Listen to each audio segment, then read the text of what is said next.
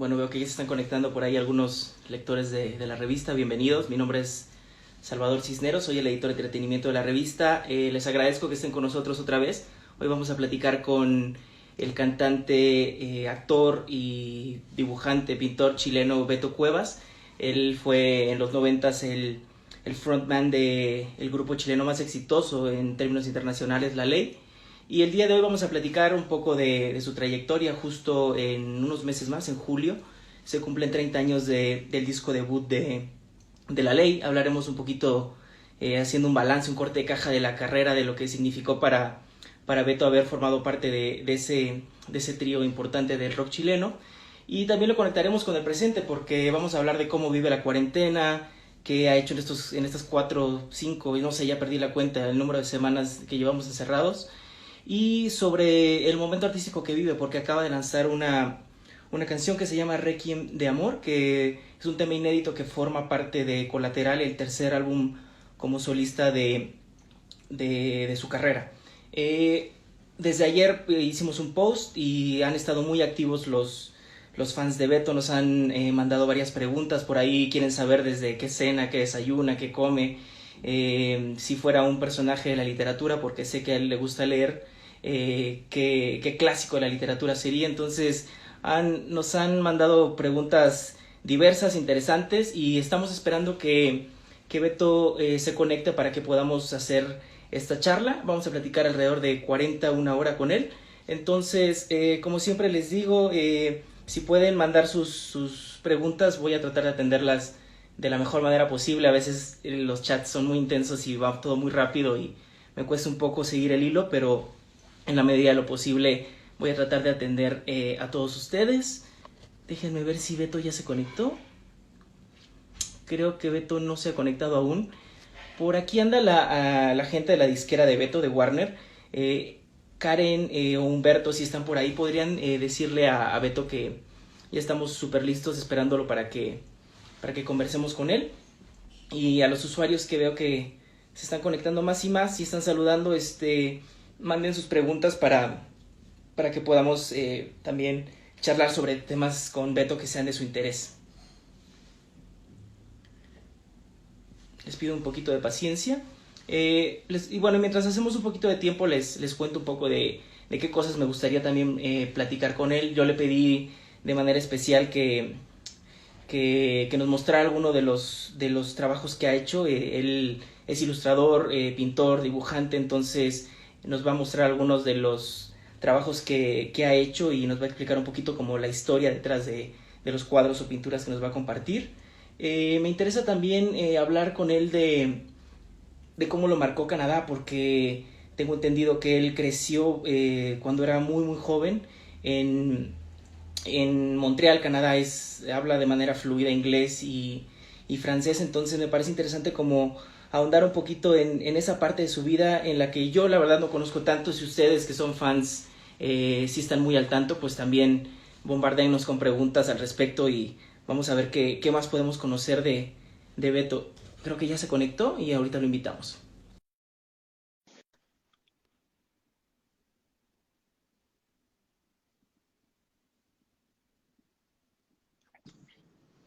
Hola Beto, ¿Cómo estás? muy bien, ¿y tú? Muy bien, gracias. ¿Cómo te trata el encierro?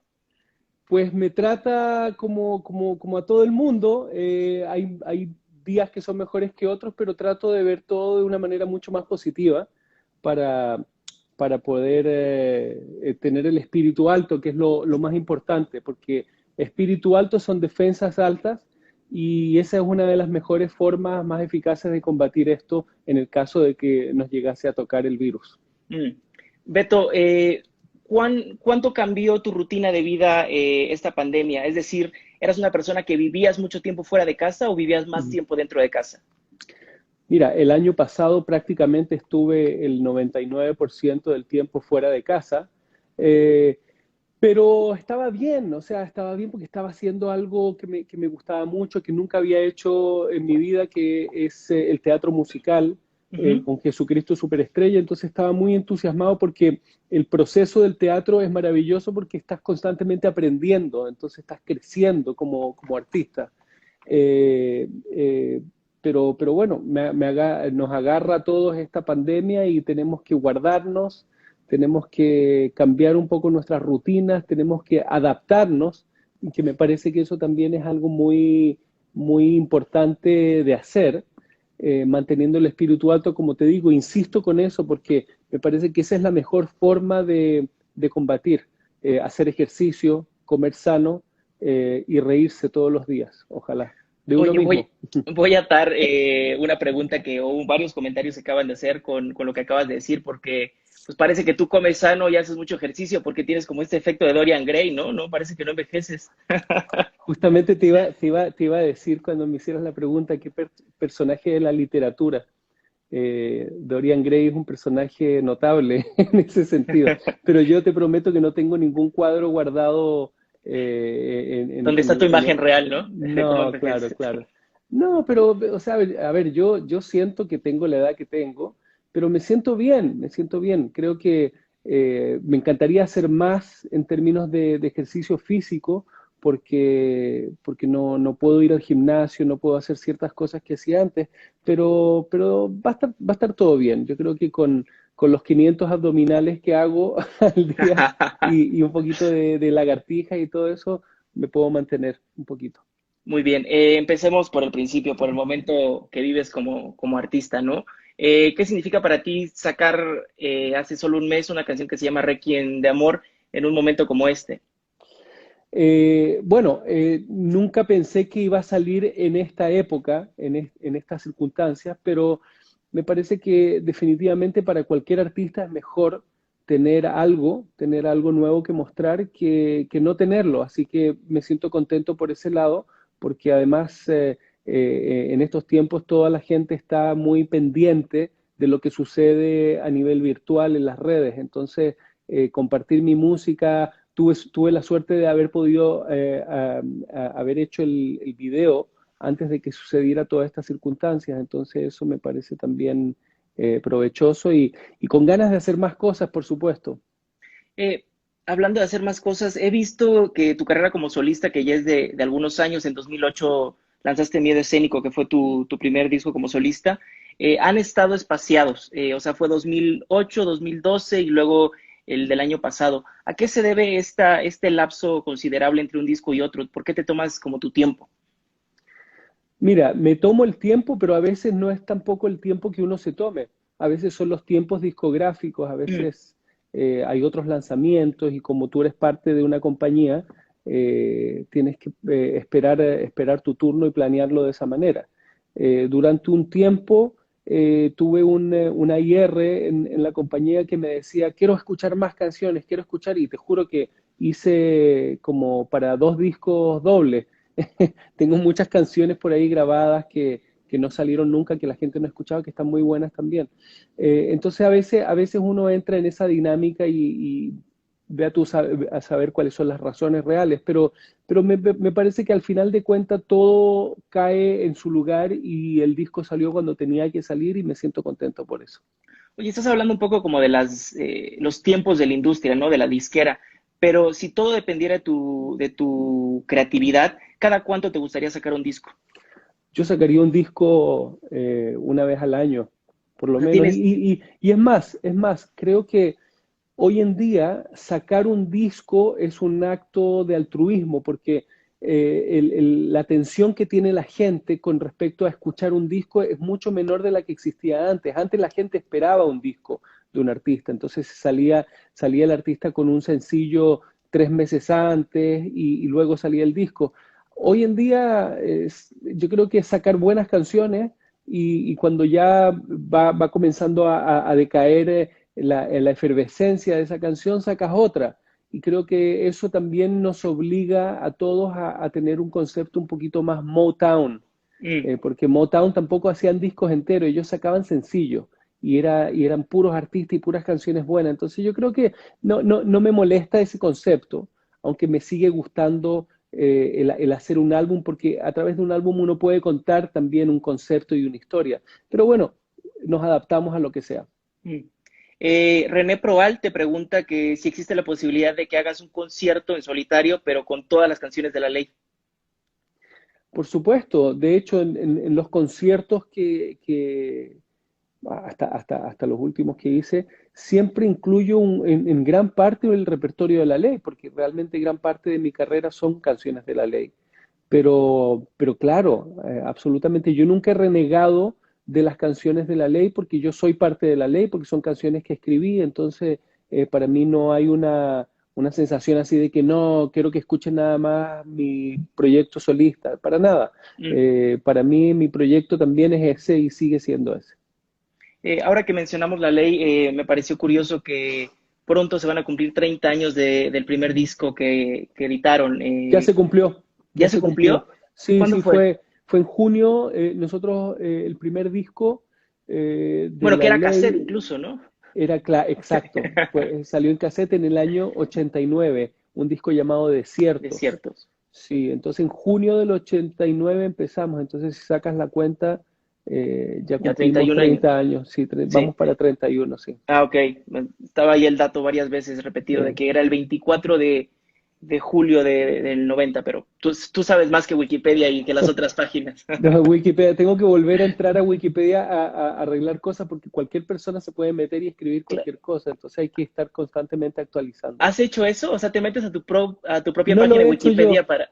honestamente no lo he hecho yo, pero sí estoy viendo que es necesario hacerlo porque Fake news. luego, sí, luego fake news y escriben cosas que son imprecisas. Por ejemplo, en mi página de Wikipedia por ejemplo, en términos de premio, ganador de un Grammy latino. No, he ganado otros también y el primer Grammy que ganó La Ley fue un Grammy americano y no dice nada de eso. Ahora, no me importa, ¿no? Tampoco es que, oh, yo dependo de los premios que he ganado, para nada, pero me parece que igual son medallitas de las diferentes batallas que he librado, entonces yo creo que merecen estar ahí. Bueno, para mí sí me importa porque como periodista hay que checar los datos. Chequé como varias veces y estaba repetido ese dato en muchas páginas, entonces Sí, por eso te pregunté así. Te sí. preguntan si existe la posibilidad de que hagas un dueto con Mikel Erentxun. Bueno, he ¿Sí hecho, Ujú. grabé una canción, él me invitó hace años atrás a grabar una canción llamada Días en uno de sus discos. Hacer un dueto ahora con Mikel, bueno, todo puede ser. Mikel es un gran amigo, es un chico muy talentoso y nos conocemos y siempre que nos vemos nos abrazamos. Bueno, ahora no lo podríamos hacer, nos codearíamos, pero es un tipo muy talentoso que viene de una carrera muy linda con su primer grupo, por lo menos hasta donde yo sé, que era Duncan Du, y después esa grandiosa versión en español que hizo de un famoso tema de los Smiths. Así que súper fan de Mikel y le mando un saludo. Oye, te preguntan que por qué tu disco más reciente no se editó de manera física, en formato físico en Argentina.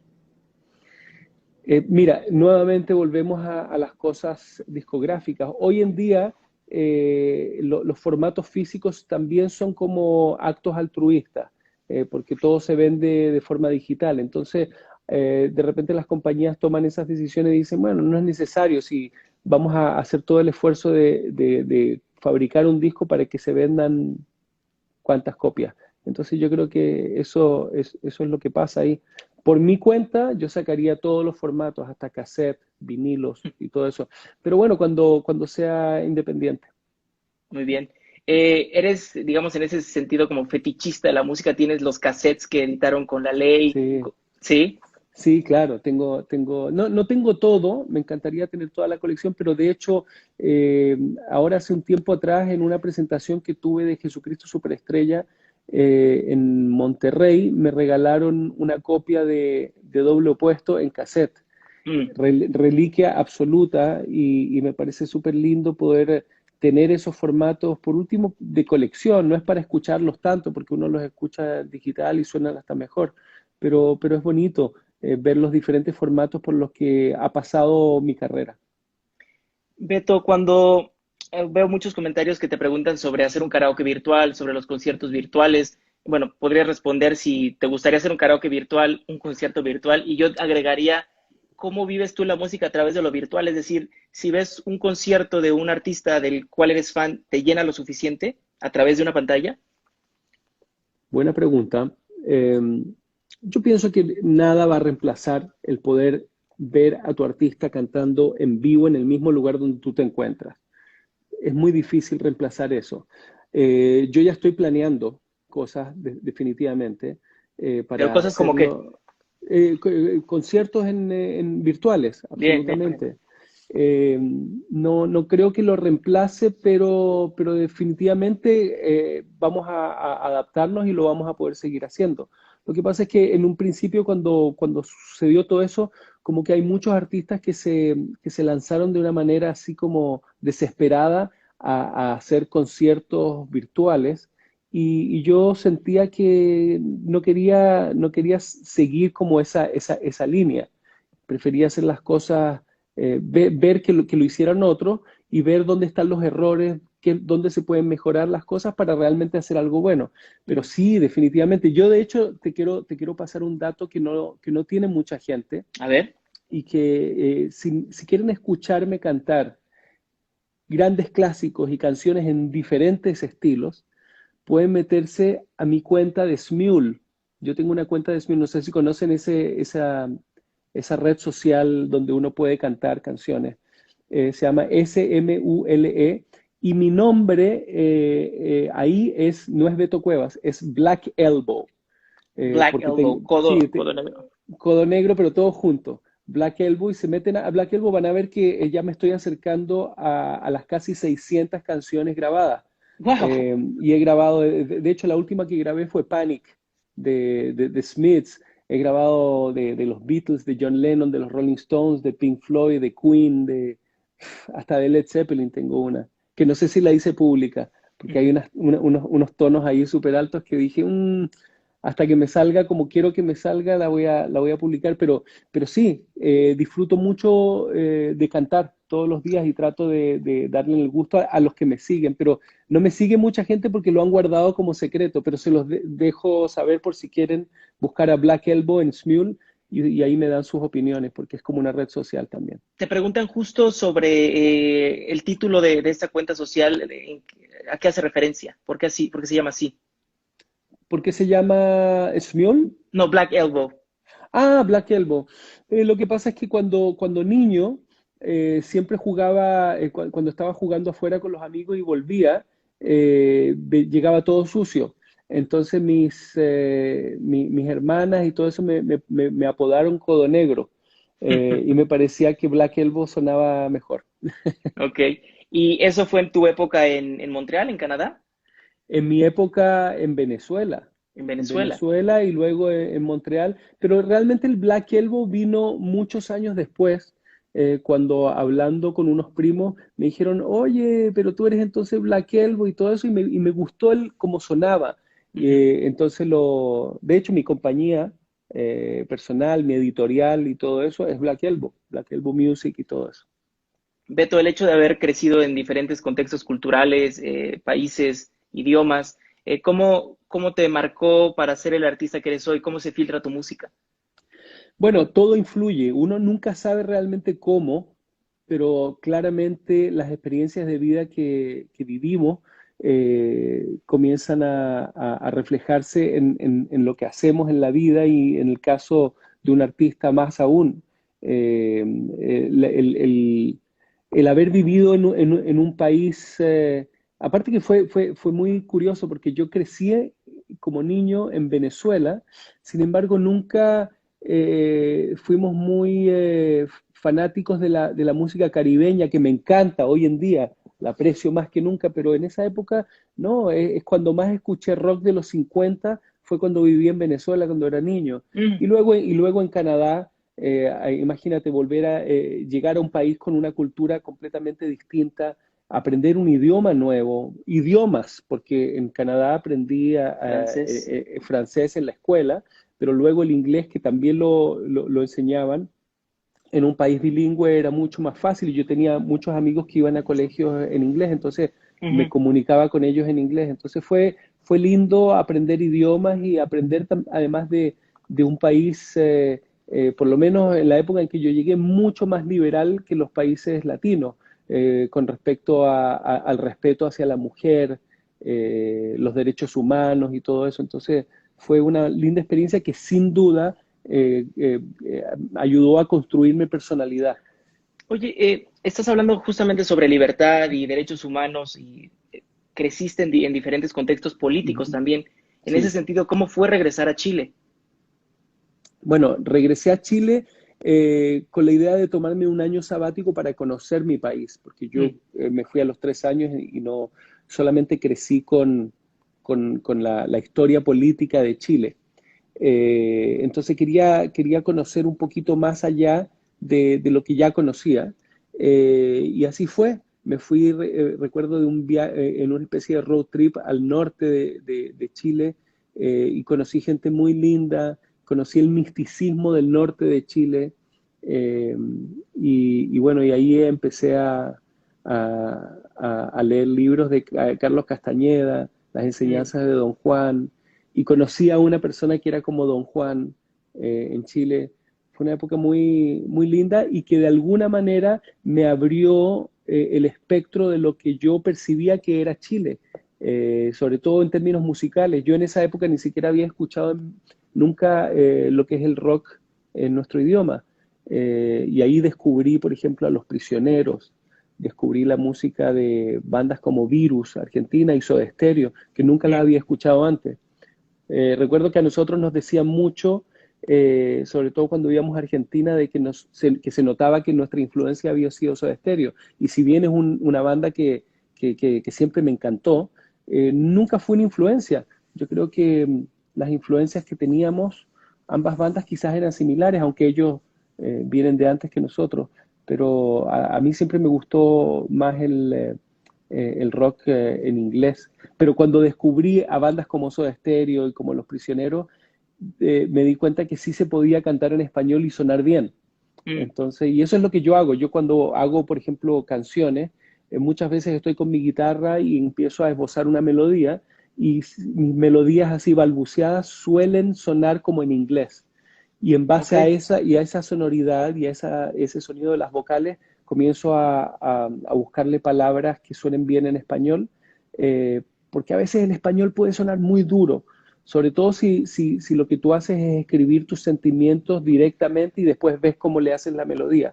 Suele sonar un poco duro. Yo trato de hacerlo al revés. Yo trato de que suene bien fonéticamente y después buscarle y encajarle el concepto. O sea, básicamente tu cerebro musical trabaja en inglés. Esa es la estructura en inglés, ¿o no? Musicalmente sí, Sí. musicalmente, pero en el sonido de las vocales y todo eso. Pero mi idioma principal es el español, Mm. lógicamente, y el francés y el inglés. Bueno, en realidad son los tres idiomas con los que crecí. Oye, no, voy a cambiar de tema un poquito, de manera un poco abrupta, pero voy a seguir en esto porque me parece interesante lo que estás hablando. Veo que te preguntan también sobre la comida. Entonces, una de las preguntas que te dejaron, Berenice Lacourt, te pregunta generalmente qué desayunas, comes y cenas, y además te acaban de preguntar en el chat de los lugares a los que has ido, cuál es como el platillo que más te ha encantado. Mira, anoche comí unas alitas de murciélago tan ricas, no, ¿cómo No, crees? ¿cómo? Si estamos en pandemia. No, jamás comería una cosa como esa. ¿No? De hecho, no entiendo cómo la gente puede comer eso, pero eh, yo trato de desayunar mucha fibra, fruta, no consumo productos lácteos, entonces tomo Ya. leche de almendra, eh, qué sé yo, cereales, fibra y frutas. Trato de comer sano. Igual de repente me gusta comer, qué sé yo, cosas que te pueden hacer sentir mal eventualmente, pero no es una costumbre para mí. Al contrario, yo creo que es más, si tú te alimentas bien, sanamente, te puedes de repente dar el gusto y comer, ¿entiendes? Una chatarrita, ¿Cuáles son las pero chatarras que tú sí te das el gusto de comer? mis placeres culpables Sí. culinarios, me gustan las chips, las papas fritas. Mm. El crunchy, eso. De repente me puedo hacer hasta un sándwich y le pongo un poquito de papas fritas, porque hay algo ahí. Bueno, eso lo aprendí en la escuela cuando era adolescente. Eso es una de mis placeres culpables, pero no tomo, por ejemplo, refrescos. De hecho, no me gustan para nada los refrescos, me parece que es como una bomba de azúcar y no hace para nada bien. Y yo creo que, sobre todo en la época que estamos viviendo ahora, en estas circunstancias, lo que hay que hacer es alcalinizar el cuerpo. Entonces hay que tenerlo lo más alcalino posible. Entonces hay que consumir mucha verdura, muchos vegetales, brócoli, ese tipo de cosas. Oye, ¿te lees mucho? ¿Te preocupas mucho por estar sano? O sea, estos términos alcalino o sea, ¿estás leyendo todo el tiempo cosas que te hacen bien o cómo estar más saludable? Leo y también veo. Hoy en día tenemos la maravilla de YouTube, donde podemos ver diferentes documentales. Hay que, evidentemente, aplicar criterios, porque de repente hay tanta información que de repente uno se pone a ver cosas y muchas de esas cosas a lo mejor ni siquiera están comprobadas científicamente y uno ya da por hecho de que es cierto porque salió ahí. Mm, Entonces hay que aplicar un criterio, pero hay muchas cosas que me encanta ver, no solamente de comida. Por ejemplo, soy un gran fanático desde niño en todo lo que es el tema de avistamientos, eh, ovnis, pla- ovnis. conspiraciones globales, todo.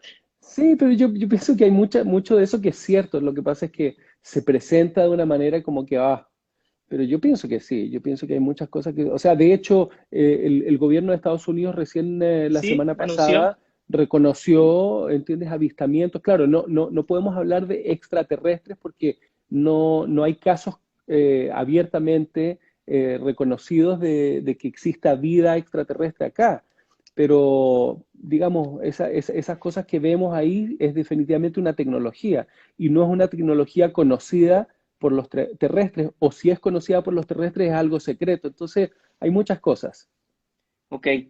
Retomando el hilo de la conversación, estabas hablando de cuando llegaste a Chile. Platícame del momento en el que entendiste que la ley, más allá de ser tres tipos que coincidían en estilo musical, en la manera de hacer música, eh, querían un mismo objetivo, es decir, más allá de la música, ¿qué los impulsó para ser la banda que fueron? Bueno, muchas circunstancias. Siempre desde que empezamos con Andrés Bove, que fue el fundador Ajá. de la banda, siempre quisimos que nuestra música se diera a conocer internacionalmente.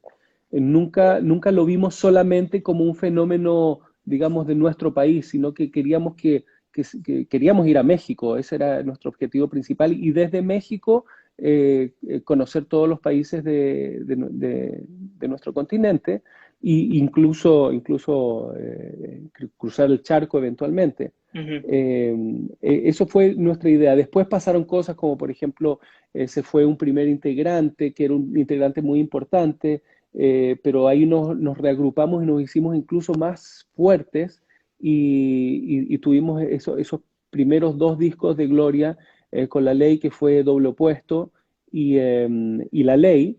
Después hicimos un EP llamado Cara de Dios, y poco tiempo después de eso fue el accidente de Andrés, falleció, lo que parecía que significaba el final del grupo. Incluso a nivel público, la prensa lo vaticinaba como que hoy se acabó La Ley porque se murió Andrés. Y si bien Andrés era el compositor principal de la música de La Ley, nosotros queríamos seguir, y sobre todo seguir porque es lo que siempre él hubiese querido. Y yo pienso, porque yo creo en la vida, en la actividad vital después de la vida física, yo pienso que Andrés estuvo presente, sobre todo en la confección y elaboración del disco Invisible. Eh, Se manifestó en un sueño que tuve, que justamente lo que le dio el título al disco, donde yo iba con él en un carro, íbamos en la banda entera, y él me pide las llaves de mi coche para que fuésemos a comer algo antes del concierto que teníamos, y pasamos a través de unas rejas y había muchos fanáticos que nos tocaban las ventanas, y yo le pregunté en ese momento, le digo, oye, pero si tú no estás más con nosotros acá, si tú ya te moriste, ¿quién están viendo los fans que están manejando el coche? Y él me dice, para ustedes soy yo, pero para ellos soy el hombre invisible. Y ahí despierto. Pero fue como un sueño vívido, no fue un sueño nada más así como como ambiguo. Y yo sentí que él se estaba manifestando y estaba básicamente diciéndome que estaba con nosotros. Y yo Mm. pienso que así fue, porque él además empezó con nosotros a hacer ese disco. Después nosotros lo terminamos en la reagrupación, pero él empezó con nosotros. Así que fue muy lindo como sucedió. Perfecto. Antes de que se nos termine el tiempo, ¿cómo estás de tiempo, Beto? Lo que más tengo es tiempo. Ah, perfecto. Entonces vamos a durar el live, la hora que dure el live. Perfecto. Sí. Quiero aprovechar para que nos compartas un poco del trabajo que has hecho en la pintura, en las artes plásticas. Creo que Ajá. tienes por ahí algo que nos puedes compartir y si nos puedes explicar, una, por qué es tan importante para ti esta expresión artística y un poquito del backstory de cada cosa que nos vas a mostrar. Wow, o sea, aquí tengo en este espacio que tengo acá, tengo muchas cosas, pero tengo más cosas aún en mi otra casa, Mm. donde tengo mi estudio, pero les puedo mostrar algunas cosas. Sí, lo que tú quieras. Yo soy una persona que compone o hace arte como una reacción a lo que estoy sintiendo, pero no lo paso tanto por la mente racional, sino que trato de expresarme de esa manera y después lo comienzo a analizar y después trato de entender. Pero bueno, por ejemplo, a ver, voy a tener que darlo vuelta para que puedas ver. Ujú. No sé si puedo dar vuelta Sí, aquí se sí ve. puedes. Ajá. Mira, este es un Bowie que hice hace unos años atrás, Wow. antes de que muriera, pero fíjate que lo curioso es que lo hice como un fantasma. Y lo interesante de este cuadro es que, claro, yo me basé en una foto de Bowie y lo hice con tiza arriba de este cuadro que es básicamente acrílico. Ujú. Lo más oscuro del cuadro es el anaranjado que tiene el cuadro. Entonces lo que yo tuve que hacer fue pintar o dibujar la luz que le da la cara y ahí lo podemos ver a él. Ese es un Bowie. Este otro que tengo acá se llama Corazón.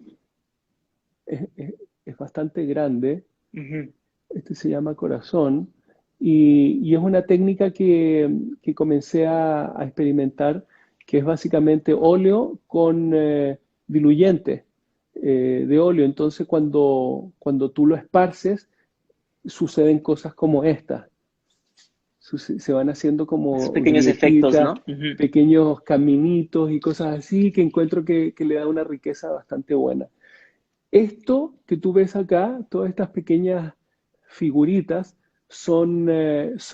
yo las entiendo y las grafico como almas, pero esto lo hice después de haber visto el documental de Nina Simone, Mm. gran pianista y cantante de jazz. Entonces se lo dediqué a ella y la hice a ella. Entonces si tú lo ves de lejos, te puedes dar cuenta que es ella. Sí, Están sus dientes, el brillo de su nariz, sus ojos, su sí, ahí está. afro. Ahí está Nina Simón. Y este es uno que se llama eh, Silencio ensordecedor.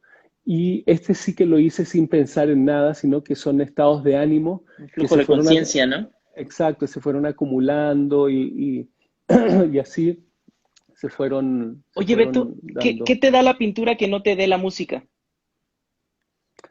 Bueno, la música, por más de que la haga solo, implica también un trabajo de colaboración, trabajar con otras personas, con un productor y, y bueno, digamos el arte, eh, las artes plásticas, Ujú. es un trabajo muy personal que tiene que ver es un encuentro tuyo con tu propio ser interno, externo, con tus sensaciones, con tus miedos, tus fortalezas, tus debilidades. Yo creo que en el arte uno se puede realmente desnudar y sin importarle nada. Por eso cuesta también en un principio directamente salir a mostrar tu arte porque siempre está el temor de no ser entendido y todo eso. Y yo siento que evidentemente hay críticos de música y hay críticos de arte que pueden criticar, pero eso no quiere decir de que tengan la razón. Ni siquiera cuando dicen que algo es genial, quiere decir que tengan la razón. Entonces hay que tener como un poquito de cautela porque a veces hay toda una historia y un sentimiento detrás de un cuadro o una canción. Mm. Ahora que estamos hablando de arte, me gustaría hablar de otro arte, el fútbol. ¿Eres Ajá. futbolero? No realmente, o sea, me gusta el deporte, ahora más que nunca porque no hay, pero, pero nunca he sido muy fanático, Ni siquiera los honestamente. mundiales, o sea, ahora que Chile Los tuvo una mundiales gran... sí, sí, Copa América, ese tipo de cosas sí, pero tampoco soy de seguir todos los partidos. O sea, realmente son excusas de juntarse con amigos, por ejemplo, amigos peruanos, amigos de diferentes países y te juntas a ver el partido. Ujú. Es más como ese evento de juntarse y de estar ahí como echándole porra al equipo al que tú le vas, pero más allá de eso, no soy realmente fanático, no sé quiénes son todos los jugadores, el nombre de los jugadores de mi selección. eh, pero bueno, el otro día, por ejemplo, Pero sí el otro ubicas al día, tipo de la revista, ¿no? ¿a qué tipo? A Messi. Ay, Ah, no, por y al- supuesto, no, por supuesto que, claro, ¿quién no conoce a Messi? Sí, sí, y aparte está Mira, puesta por andar de ahí. malo yo me equivoqué. No, no, sí lo conozco, por supuesto, y es un gran jugador y soy un gran admirador del talento de estas grandes estrellas del fútbol, por supuesto. ¿Hiciste algún deporte de equipo o nunca? Mira, cuando viví en Venezuela, me metieron en el equipo de fútbol porque era chileno. Ni siquiera me preguntaron, y yo era muy tímido, entonces como que no decía nada. Entonces me metieron en ese equipo y yo, ok, lo tengo que hacer porque me metieron ahí. Tenían grandes esperanzas porque yo era chileno. Y en esa época el fútbol en Venezuela no era tan fuerte como eventualmente se convirtió, porque Ujú. Venezuela siempre fue un país de béisbol. Recuerdo que en ese primer partido me pusieron como defensa porque era grande, viene la pelota hacia mí y lo que yo hago fue agarrarla con la mano. No, güey. Entonces, Igual y quería ser penal, portero. claro, penal, entonces dicen, no, pero no la puedes agarrar con la mano. Y aunque no lo creas, nunca nadie realmente me explicó los principios del fútbol. Y Pero ahora ya lo entonces, sabes o no. no, claro, claro que sí, pero en esa época entonces era niño. Entonces después volvió la pelota hacia mí y el reflejo fue agarrarla y tocarla con la mano y ahí me sacaron y nunca más volví a jugar fútbol. Creo que me hice conocido como el chileno, ¿entiendes? Que no sabía jugar fútbol, pero bueno. Bueno, igual eras el basquetbolista o sí, el basquetbolista No, que jugaba no, fútbol. no era lo mío realmente. Lo que pasa es que, ¿sabes qué? En el deporte hay mucha cosa física y a veces las emociones, uno se enoja y como que te peleas y eso no me gustaba a mí, no me gustaba Mm. esa confrontación. Entonces por eso elegía más bien quedarme en casa mirando por la ventana y dibujando toda mi fantasía. Justo mi pregunta iba por ahí porque, o sea, analizando un poquito más profundo lo que significa el deporte, siento que los deportes de equipo te cambian la personalidad. ¿Crees que hubieras sido otro tipo de persona si hubieras, no sé, en vez de agarrado la pelota, le hubieras dado un cabezazo y quizá metido un gol? ¿Serías otra persona? Posiblemente, pero claramente no nací con ese talento, porque si no lo hubiese descubierto. O sea, imagínate el talento que tenía que era defensa y la agarraba con la mano. O sea, claramente no era lo que a mí me movía. Pero yo, por ejemplo, desde niño, desde que tengo uso de razón, me encantaba ir al cine. Me encantaba ver esas imágenes grandes, me encantaba ver cuadros gigantes, me encantaba ver cosas así, me encantaba dibujar, me encantaba inventar cosas que no existían. Para mí eso era magia, es poder sentarme a crear un personaje de la nada y la satisfacción de haberlo hecho y mostrárselo a mis papás, a mis hermanas, eso era algo maravilloso que eventualmente se convirtió en una carrera musical. Ya. Beto, ahora que mencionas el cine, yo soy súper cinéfilo y además me encanta mucho el cine chileno. Veo películas de Matías Vice, de Alberto Fuguet, de Sebastián Lelio y siento que el cine chileno vive un gran momento.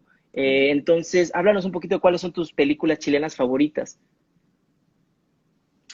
Uf, hay varias películas. Me gustó mucho ¿cómo se llamaba la chica, la que ganó el Oscar? La de Sebastián Lelio de Una Mujer Fantástica. Una mujer fantástica. Me pareció una película. A ver, me parece que el contexto en que fue hecha la película fue absolutamente adecuado y que haya entrado en la competencia del Oscar en un momento en que todo el movimiento transgénero, Me Too y todo eso se juntó, entonces fue como la tormenta perfecta para Ujú. poner en el mapa mundial el cine chileno. Pero hay mucho talento en Chile, mucho Sí, talento los a Larraín, todo ¿no? nivel. Sí, los Larraín y también talento de guionistas. Hay mucha gente buena que he podido conocer, Sí. pero ¿Tú conoces a eh, Julio Rojas, el guionista? he ¿El de la vida escuchado de los hablar de él, peces? pero sí, pero no lo conozco personalmente. Ah, ok. Eh, ¿Tú lo conoces? No, no, no, pero lo admiro mucho, por eso te ¿Y, y, pregunto. y tú, aparte de ser amante del cine, también te gusta escribir, te gusta dirigir, te gusta hacer eso?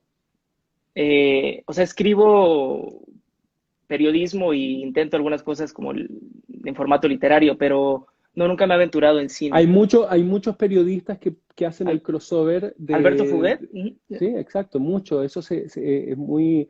Bueno, el mismo Oliver Stone también ujú. era un periodista y escribía. Buenísimo. Bueno, cuéntanos un poquito más. No, no No, te no, no, creo. mejor, no es lo que te iba a decir, aquí las preguntas las hago yo. No, regresemos un poquito en el tiempo. Bueno, antes de cambiar de tema otra vez, no quiero dejar una pregunta al aire. Te preguntan justamente sobre la actuación, ya que estamos hablando de cine. Estuviste en Jesucristo Superestrella y también en Borderland. Entonces, háblanos un poquito de esa faceta tuya como actor. Mira, a mí me encanta la actuación, siempre me gustó y de alguna manera llevé un poquito esa parte de dramatizar o de crear un personaje en lo que yo hice con La Ley. Siempre fui muy dramático, muy entregado en el escenario cuando cantaba mis canciones. Para mí eran como guioncitos, entonces trataba de expresar con la cara, con la mirada, todo lo que yo sentía en ese momento. Después tuve la oportunidad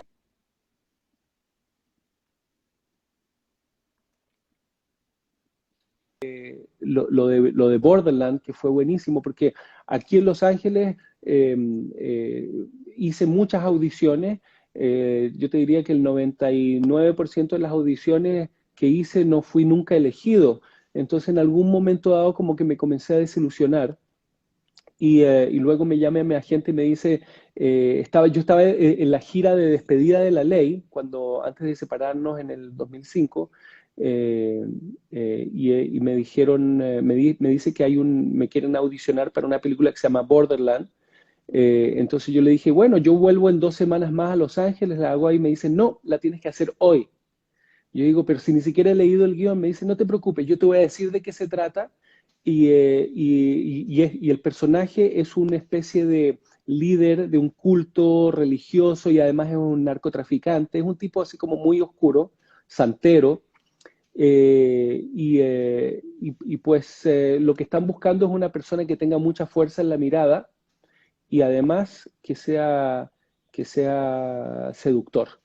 Entonces, mi agente me dice, yo te aconsejo que vayas vestido de blanco, que no te pares los pelos, que no vayas como rockero, peínate para atrás, vístete de blanco, y la persona que te va a hacer la audición es una mujer. Entonces trata de ser sutilmente seductor con ella. Y eso es lo que hice. Iba leyendo mi guión, la miraba, pero siempre le tiraba una sonrisita y todo eso. Y además recordé una entrevista que le hicieron a Anthony Hopkins en Inside the Actor Studio, donde él interpretaba un personaje así maldito, pero él decía que era mucho más efectivo hacer a un malvado siendo extremadamente educado y Mm. atento. Y así fue como lo hice. Entonces, después hice el show en la noche de La Ley y saliendo me llama mi agente y me dice, oye, resulta que vieron tu audición, les pareció muy bien, pero eligieron a otra persona. Entonces yo dije, bueno, lo mismo de siempre. Me dice, no, mentira, te estoy molestando, te dieron el personaje. Y ese fue mi, Córrelo. mi primer personaje, sí. Primer personaje de la vida fue Santillán y fue muy loco porque mucho tiempo después, ese fue un antagónico. Ujú. Mucho tiempo, pasaron muchos años y me dieron un protagónico que fue Jesucristo. Entonces, son como dos extremos realmente, porque Santillán es un demonio y Jesucristo es el Hijo de Dios. Entonces, me gusta el haber podido experimentar dos Dicotomía, ¿no? polaridades como esas para hacer un personaje y para construirlo. Mm. Sitúanos otra vez en el momento en el que uno toma la decisión de mudarse a México y pues, ser extranjero, cambiar de país, nunca es fácil. ¿Cómo vivieron eso como banda cuando llegaron a México? Yo pienso que cada quien lo vivió a su manera. No fue la misma experiencia para todos, porque, a ver, yo desde niño viví en diferentes países, entonces para mí el irse a vivir a otro país era algo que me entusiasmaba, que me gustaba. Eh, yo no me fui con mi familia porque mi esposa en ese entonces no quería mudarse porque ella también tenía una empresa y todo en Chile, entonces ella me apoyó, sobre todo con la familia, porque imagínate, yo fui un papá hasta un cierto punto durante un periodo de tiempo ausente, porque yo pasaba periodos de tiempo de un mes y medio, 2 meses sin ver a mis hijos, que eso fue bastante duro, pero Qué que fuerte. también me permitió también aprender de dar calidad de tiempo más que cantidad. Entonces fue diferente para mí la experiencia. Mis compañeros se fueron con sus familias, con sus hijos, con todo el mundo y se fueron a instalar a México. Pero fue linda la experiencia de México, la gente que conocí, la gente que nos ayudó a pavimentar el camino de nuestra carrera fue fundamental. Mm. Yo me acuerdo que la primera vez que me tocó entrevistarlos fue justamente cuando se reencontraron. Fue en un Ajá. hotel aquí en la Ciudad de México y me fui Mm. y me quedé con esta pregunta y ahorita te la quiero hacer. Es como, después de tanto tiempo sin verse, porque además no recuerdo quién de los otros dos integrantes vive como en un pueblo pesquero donde surfea y casi está como un poquito alejado de todo. Ujú. ¿Cómo es para tres personas que fueron prácticamente hermanos reencontrarse otra vez y de qué tipo de cosas hablan? Debe ser como un golpe de nostalgia muy duro, ¿no? Mira, nos manteníamos en contacto a veces. eh, ¿Cuánto es a eh, veces? Por ejemplo, ¿es un bueno, correo cada tres meses? lo que pasa es que también tienes que pensar de que una de las motivaciones, por lo menos que tenía yo, para hacer una carrera solista es porque en el momento en que se murió Andrés, Andrés? se murió mi partner de composición.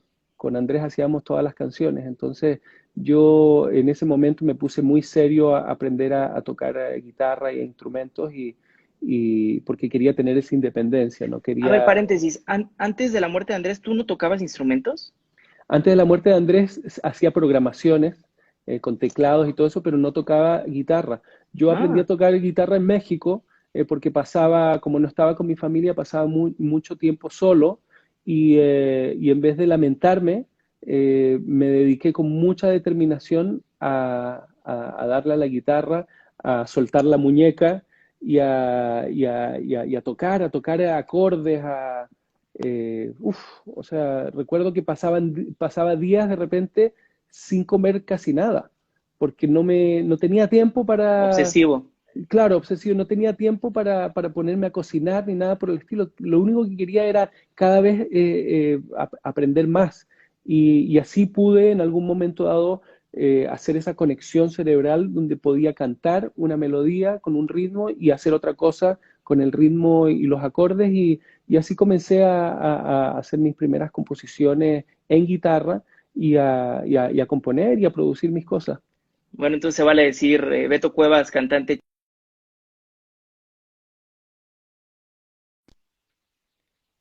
que si se vale decir Beto Cuevas, cantante chileno, pero guitarrista mexicano. No sé, yo le tengo mucho respeto a los guitarristas y en ningún caso me pondría a la altura de los buenos guitarristas. Yo soy un decente guitarrista rítmico, pero tengo todo Mm. con mi guitarra. Con mi guitarra tengo un mundo para descubrir y para crear. Y me siento muy contento por eso, porque es como un pincel más, un lápiz más. Para cerrar digamos, este bloque de entrevistas sobre la ley, quiero cerrar con una pregunta que te hace, no alcancé a leer el nombre del lector, Ujú. pero te preguntan cuál es tu canción favorita de la ley hasta el día de hoy. Sé que es difícil, o sea, es que son como elegir entre hijos, pero debe haber una por ahí que quizá por una milésima te guste un poquito más. Es difícil como tú dices, porque son todos como hijos. Evidentemente hay unas que te gustan más que otras, pero definitivamente muchas de esas canciones son canciones que escribí para el disco Invisible. Eh, Animal me encanta. De hecho, Animal es una canción muy personal porque habla de eso que te estaba contando, de esa sensación de lejanía de mi gente querida, o sea, y también de la duda si es que mi amor y mi relación iba a durar con mi esposa. Eh, Mm. hay una parte de la canción que dice, el hijo de una star se va a acostar. Pues ese hijo es mi hijo, Diego, y la star, digamos, soy yo, entre comillas, y es un poquito esa soledad que me sirvió mucho, por cierto, para componer y para aprender a conocerme y aceptarme más a mí mismo también. Mm. Entonces, todos los procesos creativos que he tenido con la música han sido procesos de autodescubrimiento. Justo que hablas como de este proceso de descubrirte, siento, ¿cómo fue para ti ser solista? Porque antes, digamos que vivías en una democracia, las cosas que hacías en el estudio las rebotabas con otras dos personas o con Ujú. productores. ¿Cómo es ser solista y tener un control completo de lo que vas a cantar o vas a hacer? Yo no sé si tenga el control completo, porque uno elige también trabajar con otras personas. Entonces Mm. sería injusto decir que ahora que soy solista, yo hago todo. Y todo es, digamos, mis decisiones. O sea, muchas veces comparto esas decisiones. Claro, evidentemente si es un disco mío, yo tengo la última palabra, pero no quiero tampoco quitarle la importancia que tienen todos los colaboradores y las personas que trabajan con uno. En la ley, honestamente, era muy parecido a como es ahora. Lo que pasa es que tenía a mis compañeros de grupo y todos tenían su grano de arena que aportar, pero habían ciertas cosas que para mí tenían que ser de una manera, entonces yo me imponía un poquito y eso también me enseñó de que en las bandas no existe realmente la democracia. Yo pienso que existen los roles. ¿Ya? Uno cumple con el rol que te tocó cumplir y solamente las bandas que logran entender eso, cuál es el rol de cada uno, son las bandas que pueden durar Que mucho tiempo persisten, más. claro. Claro, porque si no hay una pequeña disconformidad, ¿entiendes? Porque una persona escribió una canción donde no participaron todos. Entonces, finalmente es el ego humano, todos queremos ser importantes y eso es lo que sucede. Sí, como en el fútbol, ¿no? Juega tu posición, no todos van a meter gol. Exacto, así es. Eh, Me gustaría que en los últimos años, bueno, más de 10 años he venido trabajando en un proyecto de anécdotas de músicos con sus guitarras. Coti alguna vez me contó que perdió la guitarra más especial que le regaló, creo que uno de sus familiares y contrató un detective para que la encontrara. Wow. Paul Banks de Interpol me dijo que la Les Paul que compró, la primera fue aquí en México y se la robaron en un festival y la consiguió muchos años después en otro festival y resulta que un junkie se la había robado y compró, en fin. ¿Tienes alguna anécdota digna de ser contada sobre uno de tus instrumentos? Mira, muchas veces quise romperle mi guitarra en la cabeza a algunas personas, pero no llegué a hacerlo porque quería mucho a mi guitarra y sentía que no le podía hacer eso a la guitarra. Pero mira, yo siempre he sido muy respetuoso con mis guitarras. Mis guitarras nunca las trato bien. Igual tienen heridas y tienen cicatrices por mi forma imperfecta de tocar. Toco muy cerca del puente, entonces por lo general siempre queda, después del tiempo se va haciendo como un hoyito, pero luego veo la guitarra acústica en el Unplugged de Nirvana de Kurt Cobain, con unos hoyos tremendos que también, ¿entiendes?, acusan eso mismo, la forma de tocar de cada uno, es como tú la haces sonar. Y además que mi acercamiento hacia la guitarra siempre ha sido como que la guitarra es un instrumento de percusión Mm. Y eso me encanta, porque te cambia completamente el concepto. No es solamente rasquetear y tocar un acorde de una manera, sino que el ritmo es muy importante. Entonces, si tú tienes un buen ritmo y llevas bien ese ritmo, pues le vas a dar una vida y un sonido muy propio a tu guitarra. Entonces, para mí es eso, pero no tengo una anécdota así que yo te diga que me robaron la guitarra. Sí, Bueno, si no, no, si no hay, no hay, no, no importa. no, no hay uno que recuerde ahora más que quererle romper la cabeza, o sea, más bien la guitarra a alguien en la cabeza. Bueno, si luego recuerdas, le dices a los chicos de la disquera y nos ponemos en contacto. Dale, dale, buenísimo, claro. Veo muchas, muchas banderitas en el chat y me surge esta duda, como, ¿de dónde te sientes tú, que has vivido en tantos lugares? No soy de aquí, ni soy de allá, no tengo edad ni porvenir, y Bueno, ese que ser cantas es feliz argentino. es mi color de identidad. Sí, me siento un poco así, y por eso cito esta canción. Me siento un poco así. Sí, por ejemplo, cuando yo me fui a Venezuela, cuando era niño, o con mis papás nos fuimos, yo era el chileno. Luego nos fuimos a vivir a Canadá. Y en Canadá yo era el latino o el importado, qué sé yo, entonces no tenía ese sentimiento de pertenencia. Por eso, en el año 88, cuando fui a conocer mi país, un año antes de comenzar a cantar en La Ley, eh, sentía que necesitaba sentirme de un lugar. Si yo soy chileno, nací en Chile, quiero sentirme chileno. Y como llegué con una experiencia idiomática diferente, yo tenía como un pequeño acento al hablar mi idioma. De hecho, la gente de repente me dice en Chile, oye, estás hablando como mexicano. Y no es que hable como mexicano, sino que siempre he tenido como una forma de hablar diferente. Eh, Siento que soy un ciudadano del mundo.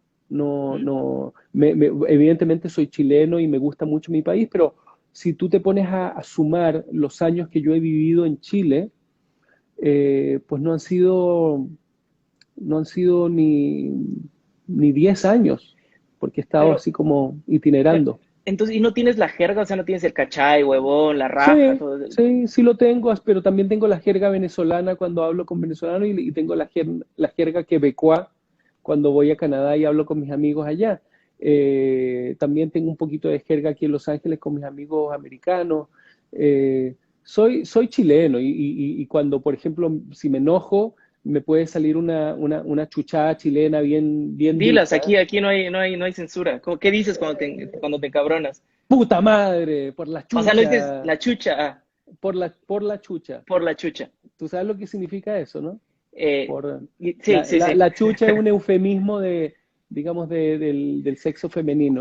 Muy- Pero es muy divertido porque en Chile todo lo negativo está relacionado con el miembro viril masculino. O sea, si algo está mal, es como el pico.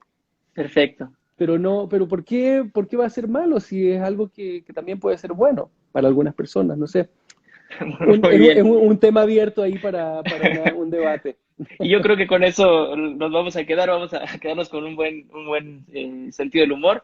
Se nos acaba el tiempo, nos queda 1 minuto 30. Beto, yo te quiero agradecer muchísimo por tu tiempo, por tu amabilidad, por ser un entrevistado que está dispuesto a platicar, por esta hora que nos diste de tu tiempo. La verdad es que creo que la pasamos muy bien todos, nos hiciste olvidar un ratito de la pandemia. Muchas gracias a ti, Y a todos Salvador. tus seguidores los invitamos a seguir la revista Life and Style. Ahí está un link en donde pueden descargar de manera gratuita por cuestión de que pues, la pandemia tiene un poquito parada las revistas allá afuera. La editorial decidió que todos pueden descargar de manera gratuita esta edición, que es de bimestral. Tenemos una entrevista exclusiva con Messi y mucho contenido más. Entonces, Bueno, síganos, vamos a seguir haciendo estos lives y ya se viene la próxima edición pronto en junio y viene fuerte. Entonces, síganos y una vez más, gracias, Beto, por tu tiempo. gracias a ti, Salvador. Muy buena entrevista, muy buenas preguntas. Me encantó porque me hiciste pensar. Qué bueno, de eso se trata. Nos vemos pronto. Chao, que esté muy bien. Provecho a Adiós. todos. Bye.